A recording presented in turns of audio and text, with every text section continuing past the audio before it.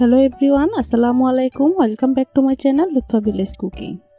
তো আজকের পর্বে থাকছে পারফেক্টভাবে ফুলকো আলুর চপের রেসিপি। তো আলুর চপ কিন্তু কমন একটা রেসিপি।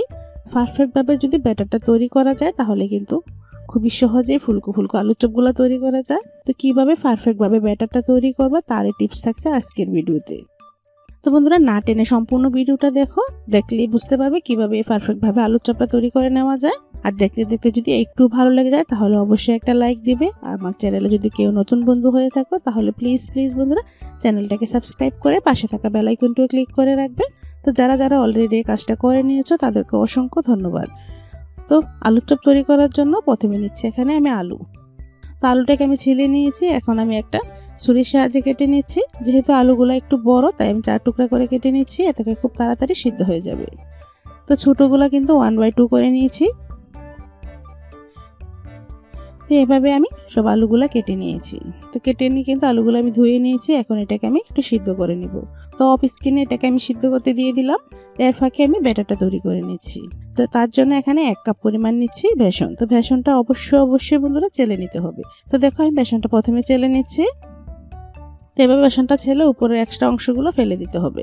তারপর এখানে সব উপকরণগুলো একে একে অ্যাড করে দিচ্ছি। প্রথমে দিচ্ছি এখানে 2 চামচ পরিমাণ কর্নফ্লাওয়ার। তো কর্নফ্লাওয়ার হাতের কাছে না থাকলে এখানে কিন্তু চালের গুঁড়ো অ্যাড করতে পারো।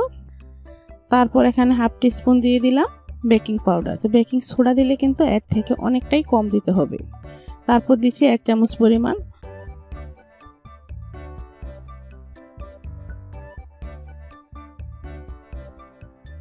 আর 1/2 চামচ পরিমাণ দিচ্ছি হলুদের গুঁড়া। তো তোমরা কিন্তু অবশ্যই মেজারমেন্টগুলো ঠিক রাখবে।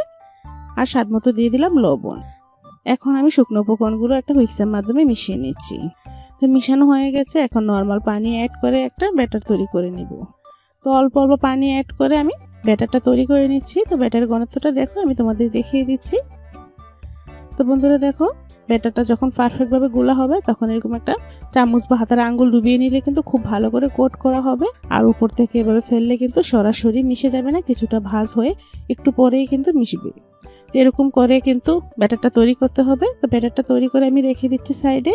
এর ফাঁকে কিন্তু আলুগুলোও কিন্তু সিদ্ধ হয়ে গেছে। তো আলুটা গরম থাকা অবস্থায় আমি এটা ম্যাশারের সাহায্যে ম্যাশ করে নিচ্ছি। তো আলুর চপে আলু কিন্তু খুব মিহি করে ম্যাশ করলে আলুর চপটা খেতে বেশি দারুণ লাগে। তো গরম থাকা অবস্থায় কিন্তু খুব ভালো করে আলুটা ম্যাশ করা যায়। তো তোমরা চেষ্টা করবে গরম থাকা অবস্থায় আলুটা ম্যাশ করে নিতে। তো ম্যাশ করা হয়ে গেলে এখানে নিয়ে নিচ্ছি পেঁয়াজ কুচি, কাঁচামরিচ কুচি, কিছুটা দিয়ে দিচ্ছি টালা শুকনো মরিচের গুঁড়া। টালা শুকনো মরিচটা দিলে কিন্তু খুবই সুন্দর একটা সেন্ট আসে। চাইলে কিন্তু শুধু কাঁচামরিচ বা শুধু শুকনো মরিচের গুঁড়া দিয়ে কিন্তু করতে পারো। তারপর দিয়ে দিলাম ধনেপাতা কুচি আর স্বাদ মতো লবণ। আর তারপর দিয়ে দিলাম 1 চামচ পরিমাণ সরিষার তেল। সরিষার তেলটা দেওয়াতে খুবই ঝাঁঝালো একটা ফ্লেভার আসবে, খেতেও কিন্তু দারুণ লাগবে। তারপর এখানে একটা মশলা অ্যাড করে দিচ্ছি। এই মশলাটা কিন্তু আমি তৈরি করে নিয়েছি রমজানের জন্য। এর মশলা তৈরি রেসিপি যদি তোমরা কেউ দেখতে চাও তাহলে কিন্তু আমি ডিমের চপের ভিডিও একটা তৈরি করে তোমাদের কাছে আপলোড করেছিলাম। তো তোমরা যদি যারা দেখতে চাও এই ভিডিওটা তাইলে কিন্তু তোমরা এই মশলা তৈরি ভিডিওটাও দেখে নিতে পারো। এখন আমি হাত দিয়ে প্রথমে পেঁয়াজের সাথে সব উপকরণগুলো একটু কষলে নরম করে নিচ্ছি। তো নরম হয়ে আসলে তারপর আমি আলুর সাথে ভালো করে একটু মিশিয়ে নিব। তো বন্ধুরা দেখো, এখন আমি হাত দিয়ে সম্পূর্ণ আলুর সাথে এই মশলাগুলো মাখিয়ে নিচ্ছি। তো মাখানো হয়ে গেলে আজকে কিন্তু হাতের সাহায্যে আমি তৈরি করব না, আজকে আমি খুব সহজে আলুর চপটা তৈরি করে নিব। একসাথে কিন্তু অনেকগুলো আলুর চপ তৈরি করা যায়। এভাবে যদি তোমরা আলুর চপটা তৈরি করো তাহলে কিন্তু সময়ও কম লাগে আর খুব দ্রুতই কিন্তু কাজটা হয়ে যায়, কোনো রকম ঝামেলাও করতে হয় না। তো আজকে আমি তোমাদের নতুনভাবে আলুর চপটা তৈরি করে দেখাবো কিভাবে আলুর চপটা তৈরি করছি। প্রথমে এরকম 4 কোণা শেপ করে সমান করে নিচ্ছি।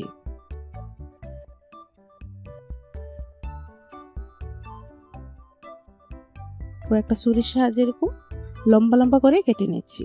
এরকম যদি একটু হালকা ফাটল ধরে তাহলে একটু চেপে ঠিক করে নিলেই কিন্তু হয়ে যাবে। যেহেতু এখানে কাঁচা পেঁয়াজ আছে তাই একটু সাবধানতা অবলম্বন করে নিতে হবে। প্রথমে কিন্তু এরকম লম্বা করে আমি কেটে নিচ্ছি। তারপর এরকম আবারও 4 কোণা শেপ করে কেটে নিচ্ছি। তো তোমরা দেখেই বুঝতে পারছো আমি এগুলো স্কোয়ার শেপ করে সবগুলো কেটে নিয়েছি। তো চাইলে কিন্তু এগুলো আর একটু পাতলাও করতে পারো। দেখো আমি একটু মোটা করে কেটে নিচ্ছি। এগুলো একটু মোটা হলে দেখতে যতটা সুন্দর লাগে খেতেও কিন্তু আরো দারুণ লাগে। তো চলো এখন এগুলো আমি ভেজে নিব। তার জন্য চুলায় প্যান বসিয়ে দিয়েছিলাম আগে থেকে। তেলটা ভালোভাবে গরম হয়ে গেছে। এই গরম তেল থেকে 1 চামচ পরিমাণ তেল নিয়ে এখন আমি দিয়ে দিচ্ছি যে ব্যাটারটা তৈরি করে রেখেছিলাম এই ব্যাটারে। এই ব্যাটারটা কিন্তু এই গরম তেলটা দিলে কিন্তু এই আলুর চপটা অনেকক্ষণ পর্যন্ত মুচমুচে থাকে, খুবই ফুলকো হয়। তো দিয়ে কিন্তু 2 থেকে 3 মিনিট ভালো করে ফেটিয়ে নিতে হবে। তো দেখো বন্ধুরা 2 থেকে 3 মিনিট ফেটিয়ে নিলাম। এই পর্যায়ে কিন্তু ফেটানোটা খুবই ইম্পর্টেন্ট একটা পার্ট। ফুলকো আলুর চপের জন্য কিন্তু ব্যাটারটা খুব ভালো করে ফেটিয়ে নিতে হয়। তারপরে একটা আলুর চপ দিয়ে বন্ধুরা দেখো একদম গরম তেলে আমি ছেড়ে দিচ্ছি। তো আলুর চপটা কিন্তু এক্সট্রা ব্যাটারটা ঝেড়ে ফেলে দিলে কিন্তু এরকম আঁকা বাঁকা আর হয় না। আর এরকম গরম তেলে দিলে কিন্তু আলুর চপটা খুবই উপর থেকে স্মুথ দেখায়। অনেকে আলুর চপ তৈরি করলে যে এরকম সাইড থেকে আঁকা বাঁকা হয়ে যায়, কিরকম লেস বেরিয়ে যায়। তো তোমরা যদি এরকম গরম তেলে এক্সট্রা ব্যাটারটা ঝেড়ে ফেলে তারপর দাও, তারপর কিন্তু এটাকে মিডিয়াম আছে এটাকে ভেজে নিতে হবে। লো আছে ভাজা যাবে না, এতে করে আলু চপের ভিতরে যদি কোনো জায়গায় একটু ফাটলও থাকে তাহলে কিন্তু ভিতরে অনেকটাই তেল ঢুকে যাবে। তার চুলার হিটটা মিডিয়াম ফ্লেমে বা মিডিয়াম টু হাই ফ্লেমে রেখে কিন্তু আলুর চপটা ভাজতে হবে। তো দেখো যখনই ভাজা এক সাইড একটু কালার চলে আসে তখনই কিন্তু এটা উল্টিয়ে দিতে হবে। তো উল্টে পাল্টে এটাকে একটু ক্রিস্পি করে আমি ভেজে নিব। দেখতে পাচ্ছ বন্ধুরা এক একটা আলুর চপ ফুলে কি পরিমাণ বড় হয়েছে। তো এখন আমি তুলে নিচ্ছি যেগুলো ভাজা হয়েছে।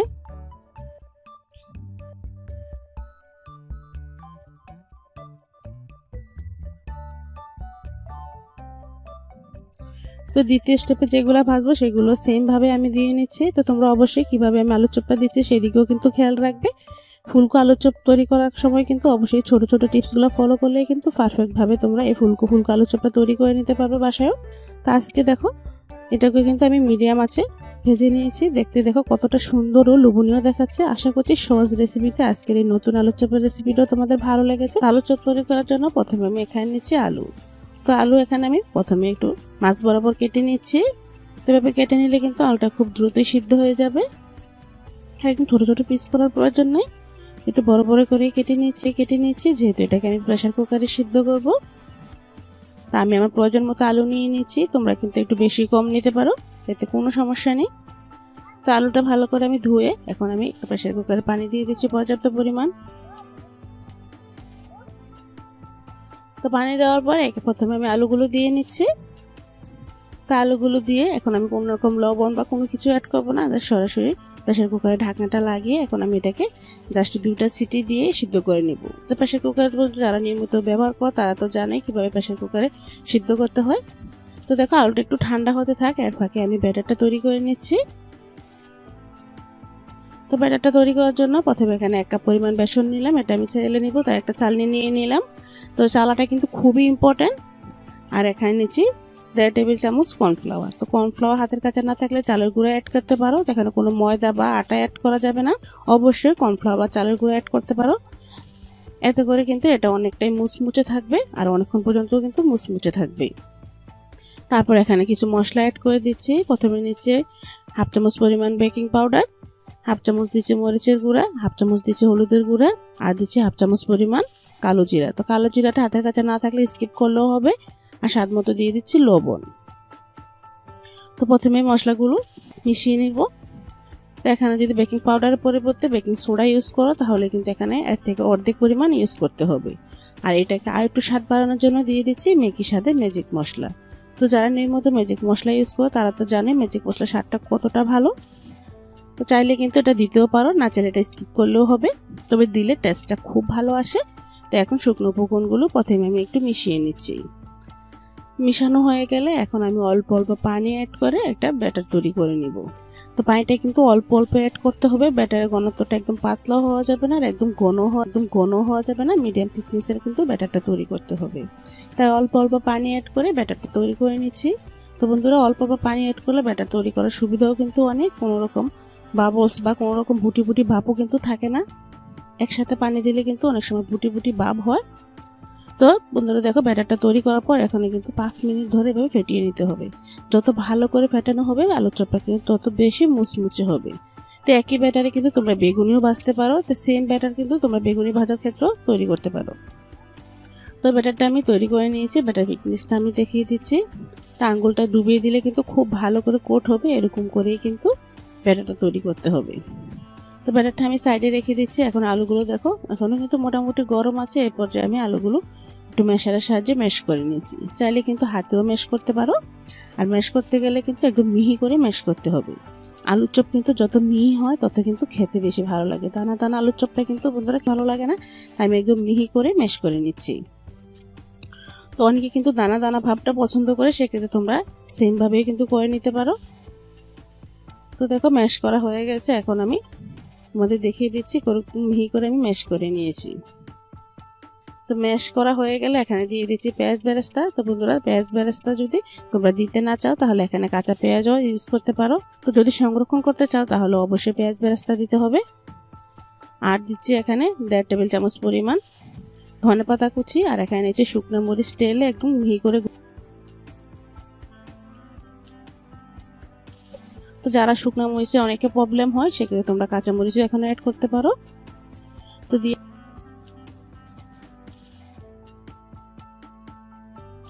তো দিয়ে দিচ্ছি এখানে স্বাদ মতো একটু লবণ, আর দিয়ে দিচ্ছি এখানে 1 টেবিল চামচ সরিষার তেল। তো সরিষার তেলটা কিন্তু অবশ্যই আলুর চপে একটু দেওয়ার চেষ্টা করবে, এতে করে আলুর চপে একটা ঝাঁঝালো একটা ফ্লেভার আসে, খেতে কিন্তু দারুণ লাগে। আর বাড়তি কোনো মশলা দেব না। এখন আমি এটাকে মেখে নিচ্ছি। তো দেখতে পাচ্ছ আলুটা কিন্তু গরম গরম মাখার ক্ষেত্রে এটা পানসে হয়ে যায়নি, তাই তোমরাও চেষ্টা করবে আলুটা এরকম হালকা গরম থাকা অবস্থায় মেখে নিতে। তো আলুটা মাখা হয়ে গেছে, এখন আমি লবণটা চেক করে নিচ্ছি। তাই অবশ্যই লবণটাও চেক করে নিতে হবে। যে কোনো রান্নায় লবণের টেস্টটা যদি ভালো না আসে সেক্ষেত্রে রান্নার স্বাদও কিন্তু ভালো লাগে না। তো এখন আমি মিডিয়াম সাইজের করে আলুর চপগুলো তৈরি করে নিচ্ছি। এর থেকে বড় সাইজেরও করতে পারো বা এর থেকে ছোট সাইজেরও করতে পারো। তো আমি কিন্তু মিডিয়াম সাইজ করে সবগুলো আলুর চপ প্রথমে তৈরি করে নিচ্ছি। তো এরকম ইফতারের কিন্তু অনেক মজার মজার রেসিপি আমার চ্যানেলে দেওয়া আছে, খুবই সহজভাবে আমি আপনাদের তৈরি করে দেখানোর চেষ্টা করেছি।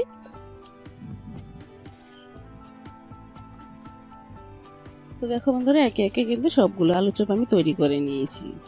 তো এখানে আমি তোমাদের একটা কথা বলে দিই, যারা ফ্রোজেন করতে চাও তারা কিন্তু এখানে অবশ্যই পেঁয়াজ বেরেস্তা ইউজ করবে, তাহলে কিন্তু অনেক দিন সংরক্ষণ করতে পারে। যদি কাঁচা পেঁয়াজ দিয়ে তোমরা এভাবে সংরক্ষণ করতে চাও তাহলে সপ্তাহখানিক বা 10 থেকে 12 দিন পর্যন্ত সংরক্ষণ করতে পারো। এতে করে এর পরে যদি বেশি দিন রাখো তাহলে কিন্তু এটা কাঁচা পেঁয়াজের গন্ধ থাকে, এতে করে আলুর চপের টেস্টটা একদমই নষ্ট হয়ে যায়। তো অবশ্যই বন্ধুরা টিপসগুলো ফলো করবে। তো দেখো এখন আমি দেখিয়ে দিচ্ছি কিভাবে আমি সংরক্ষণ করি। তো প্রথমে একটা এয়ারটাইট বক্স নিয়ে নিলাম, এতে দিয়ে দিচ্ছি শুকনো একটা টিস্যু। তো টিস্যুর উপরে দিয়ে দিচ্ছি একে একে বিছিয়ে সুন্দর করে আমি সাজিয়ে নিচ্ছি আলুর চপগুলো। একদম চেপে চেপে রাখার কোনো প্রয়োজন নেই, এতে করে আলুর চপটা ভেঙে যেতে পারে। তাই আমি কিভাবে রাখছি তাও কিন্তু অবশ্যই ফলো করবে। তারপর উপরে যে অংশটা ছিল টিস্যু সেই পাশটা আবার ভালো করে ভাঁজ দিয়ে নিচ্ছি। ভাঁজ দিয়ে একে একে উপরেও কিন্তু এরকম লেয়ার করে আমি আলুর চপগুলো রেখে দিচ্ছি। এর উপরে যদি রাখতে চাও তাহলে উপরে আরো টিস্যু দিয়ে সেম ভাবে তোমরা রেখে দিতে পারো। তো দেখো আমি এভাবেই কিন্তু ফ্রিজে সংরক্ষণ করে রাখি। তো এটা কিন্তু তোমরা ঝটপট নামিয়ে চটপট কিন্তু ভেজে খেয়ে নিতে পারো। তো বাকিগুলো আমি ভেজে নিব, তার জন্য চুলায় কিন্তু আগে থেকে আমি তেল বসিয়ে নিয়েছি। তেলটা কিন্তু ভালোভাবে গরম হয়ে গেছে। এখন এই তেল থেকে 1 চামচ পরিমাণ তেল নিয়ে ব্যাটারি দিয়ে দিলাম। এই টিপসটা অবশ্যই ফলো করবে। এই টিপসটার কারণে কিন্তু আলুর চপটা খুবই মুচমুচে থাকবে। 1 থেকে 1.5 ঘন্টা পর্যন্ত আলুর চপটা একদম মুচমুচে থাকবে। তারপর ভালো করে আবারও 5 মিনিট ধরে ফেটিয়ে নিতে হবে। আর ফেটানোর কাজটা কিন্তু একটু সময় নিয়ে ধৈর্য ধরেই করতে হবে। যত ভালো করে ফেটানো হবে আলুর চপটা কিন্তু তত বেশি ফুলকো এবং মুচমুচে হবে। তো দেখো এখন আমি একে একে তৈরি করে নিচ্ছি। প্রথমে একটা ব্যাটারে আলুর চপটা দিয়ে ভালো করে কোট করে এক্সট্রা ব্যাটারটা আমি ঝেড়ে ফেলে দিচ্ছি। তারপর আমি একে একে তেলে দিয়ে দিচ্ছি। তেলটা দেখেই বুঝতে পারছো খুবই গরম তেলে কিন্তু দিতে হবে। আর এক্সট্রা ব্যাটারটা এভাবে ঝেড়ে ফেলে দিতে হবে, এতে করে যে আলুর চপটা আশেপাশে যে আঁকা বাঁকা হয় এরকম আঁকা বাঁকা আর হবে না, আর খুবই স্মুথ এবং গোল গোল আলুর চপ তৈরি হবে। তেলের মাত্রা যদি একটু ঠান্ডা থাকে তাহলে কিন্তু আলুর চপটা তেলে দেওয়ার সাথে সাথে একটু আঁকা বাঁকা হয়ে বেসনটা চারিদিকে এলোমেলো হয়ে যায়, এতে করে আলুর চপটা একদম আঁকা বাঁকা হয়ে যায়। তার থেকে দেখতেও সুন্দর লাগে না আর খেতেও কিন্তু ভালোই লাগে না। তো তোমরা যদি আমার টিপসটা ফলো করে এভাবে তৈরি করো তাহলে দেখবে খুবই সুন্দরভাবে আলুর চপটা তৈরি করে নিতে পারছো। আলুর চপটা দেওয়া হয়ে গেলে মিডিয়াম আঁচে আলুর চপটা খুবই মুচমুচে করে ভেজে নিতে হবে। তো বন্ধুরা বাজারে আলুর চপটা যে একদম লাল লাল হয় তারা কিন্তু এখানে ফুড কালার ব্যবহার করে, এতে করে কিন্তু একটু লাল লাল কালার হয়। তো আমরা কোনো রকম কালার ছাড়াই কিন্তু একদম লাল লাল করেই ভেজে নিয়েছি। আর মিডিয়াম আঁচে আলুর চপটা ভাজতে হবে, এতে করে আলুর চপটা অনেকক্ষণ পর্যন্ত খুবই মুচমুচে থাকবে। তো দেখতে পাচ্ছ বন্ধুরা, আলুর চপগুলো আমি ভেজে নিয়েছি। দেখতে কতটা সুন্দর ও লোভনীয় দেখাচ্ছে। আশা করছি সহজ রেসিপিতে আজকের এই ইফতারি রেসিপিটা তোমাদের ভালো লেগেছে। যদি ভালো লেগে থাকে প্লিজ বন্ধুরা লাইক কমেন্ট শেয়ার করতে কিন্তু ভুলবে না। আর অবশ্যই আমার চ্যানেলটাকে সাবস্ক্রাইব করে আমার চ্যানেলের পাশেই থাকবে। যারা ফেসবুক পেজ থেকে দেখছো তারা প্লিজ আমার পেজটাকে ফলো দিবে। তো আজ এখানেই শেষ করছি। নেক্সট ভিডিওতে আবারও দেখা হবে। সে পর্যন্ত সবাই ভালো থাকো, সুস্থ থাকো। আল্লাহ হাফেজ। আসসালামু আলাইকুম। হ্যালো এভরিওয়ান, আসসালামু আলাইকুম। Welcome back to my channel Lutfa village cooking. তো বন্ধুরা, আজ তোমাদের জন্য নিয়ে এসেছি অসম্ভব মজার একটা নাস্তার রেসিপি। তো বন্ধুরা, আমাদের নাস্তার টেবিলে কিন্তু সহজ নাস্তা হিসাবে কিন্তু আমরা পাউরুটি, কলা এবং ডিম কিন্তু সচরাচর সবসময় থাকে। এই নাস্তার আইটেমগুলো দিয়ে কিন্তু আমরা খুব সহজে একদম ভিন্ন ধরনের একটা নাস্তা তৈরি করে দেখাবো। এটা কিন্তু বাচ্চারাও কিন্তু কোনো রকম বায়না ছাড়া খেয়ে নেবে, আর তৈরি করা কিন্তু একদম ইজি। আর ভিডিওটা দেখে যদি একটু মন থেকে ভালো লাগে থাকে তাহলে অবশ্যই একটা লাইক দিবে। আর চ্যানেলে নতুন বন্ধু হয়ে থাকলে চ্যানেলটাকে সাবস্ক্রাইব করে পাশে থাকা বেল বাটনটাও ক্লিক। তো নাস্তাটা তৈরি করার জন্য এখানে আমি পাউরুটি স্লাইস নিয়েছি 5 পিস, আর নিচ্ছি 3টা কলা। কলাগুলো যেহেতু ছোটো সাইজের তাই আমি 3টা কলা নিয়েছি। তো এখন আমি পাউরুটির সাইডে ব্রাউন কালার অংশগুলো একটা ছুরির সাহায্যে কেটে নিচ্ছি। এই অংশগুলো থাকলেও কোনো সমস্যা নেই, তবে দেখার সৌন্দর্যের জন্য কিন্তু আমি কেটে নিচ্ছি।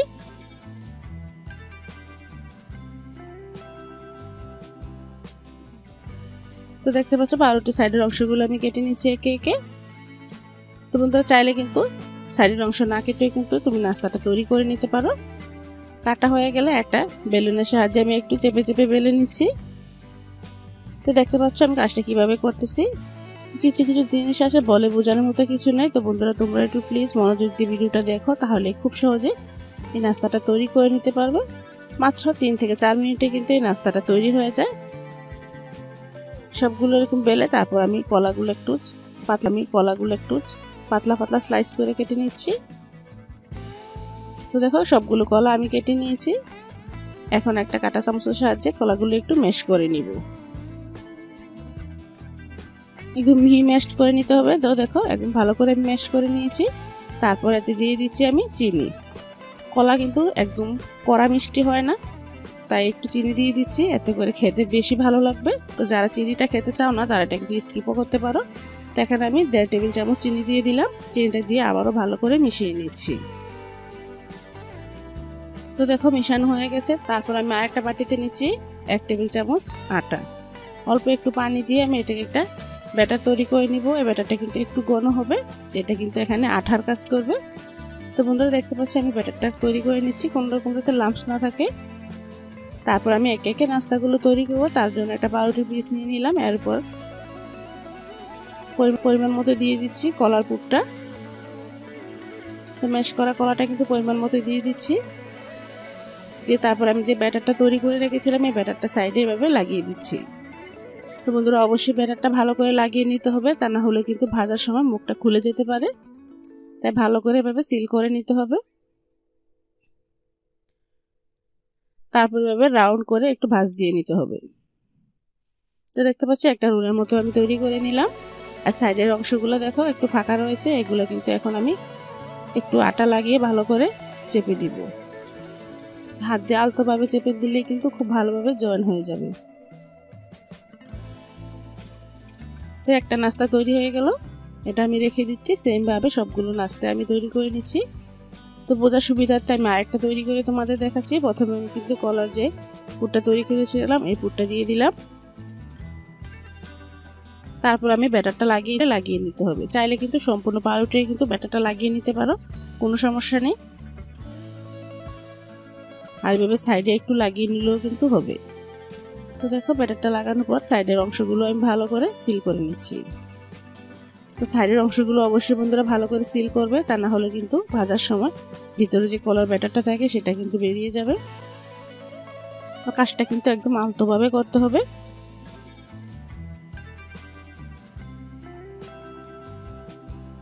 আর সবগুলো নাস্তা আমি তৈরি করে নিয়েছি।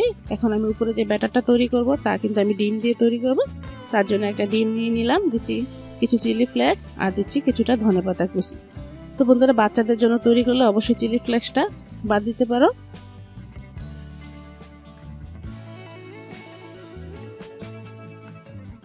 হাফ টিস্পুন দিচ্ছি সাদা গোলমরিচের গুঁড়া, স্বাদ মতো দিয়ে দিলাম লবণ, আর এখানে অল্প একটু পানি দিয়ে দিচ্ছি। পানি দিয়ে এখন আমি ভালো করে ডিমের সাথে সব উপকরণগুলো মিশিয়ে নিব। তো বন্ধুরা 5 পিস নাস্তার জন্য কিন্তু একটা ডিমে যথেষ্ট। তো তোমাদের নাস্তার পরিমাণ বেশি হলে কিন্তু ডিমের পরিমাণ কিন্তু বাড়িয়ে দিতে হবে। তো দেখো ভালো করে আমি তেলটা গরম করে নিয়েছি। এখন আমি এটাকে ভেজে নিব। তার জন্য প্রথমে পাউরুটি পিসগুলো নিয়ে এভাবে ডিমের ব্যাটারে ভালো করে কোট করে নিতে হবে, তারপর সরাসরি তেলে ছেড়ে দিতে হবে। আর তেলের হিটটা মিডিয়াম আঁচ করে নিতে হবে। একদম হাই হিটে রাখলে কিন্তু দেওয়ার সাথে সাথে একদম কালো হয়ে যাবে। তো মিডিয়াম আঁচে নাস্তাগুলো ভাজতে হবে। মাত্র 1 মিনিট সময় লাগে নাস্তাগুলো ভাজতে। তো দেখো নাস্তাগুলো কিন্তু খুব সহজে ভাজা হয়ে গেছে। এখন আমি তুলে নিচ্ছি।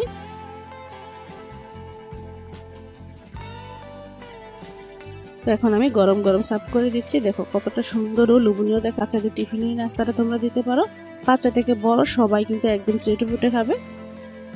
আশা করছি সহজ রেসিপিতে আজকের নাস্তার রেসিপিটা তোমাদের ভালো লেগেছে। যদি ভালো লাগে থাকে তাহলে অবশ্যই লাইক কমেন্ট শেয়ার করবে, আর আমার চ্যানেলটাকে সাবস্ক্রাইব করে আমার চ্যানেলের পাশেই থাকবে। তো আজ এখানে শেষ করছি। আল্লাহ হাফেজ। আসসালামু আলাইকুম।